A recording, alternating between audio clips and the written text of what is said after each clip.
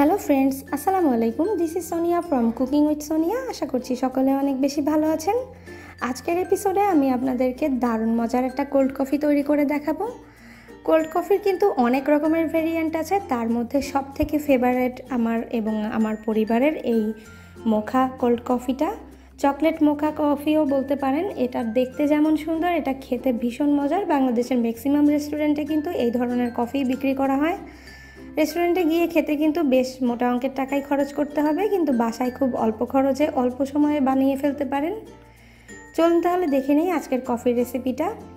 2 table চামচ পরিমাণ instant coffee দিয়ে দিলাম, সাথে দিয়ে দিচ্ছি চকলেট সস।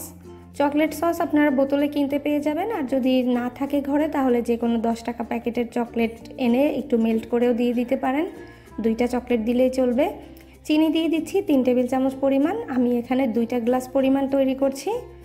আর দিয়ে দিলাম 500 গ্রাম একেবারে লিকুইড দুধ, ঠান্ডা, একদম বরফ ঠান্ডা করেই দিয়েছি।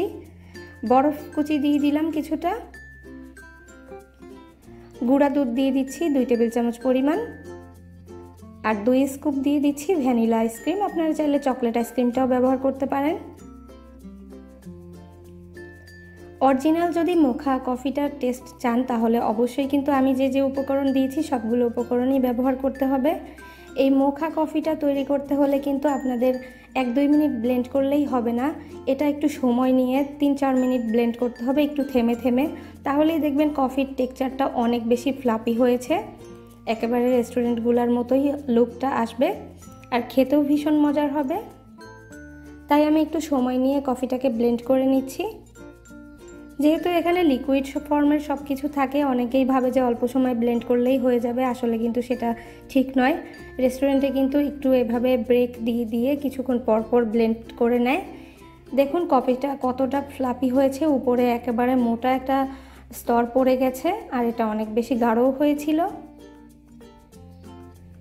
এখন আমি গ্লাসটাকে এভাবে চকলেট দিয়ে একটু ডেকোরেশন করে নিয়েছি, আর এভাবে সার্ভ করে দেখাচ্ছি। গ্লাসটা যদি এভাবে ডেকোরেশন করে নেন তাহলে কেউ বুঝতেই পারবেন না আপনি এটা ঘরে তৈরি করেছেন নাকি রেস্টুরেন্ট থেকে অর্ডার করে এনেছেন। আমার বাচ্চা এবং আমার হাজব্যান্ড কিন্তু আমার হাতের কোল্ড কফি খুব বেশি পছন্দ করে, এবং আমার মেহমানেরাও খুব পছন্দ করে। আশা করছি আপনাদের কাছেও আমার এই সহজ রেসিপিটা ভালো লেগেছে। বাসায় একবার হলেও তৈরি করে বলবেন কেমন হলো, কমেন্টসে সেটা জানাবেন।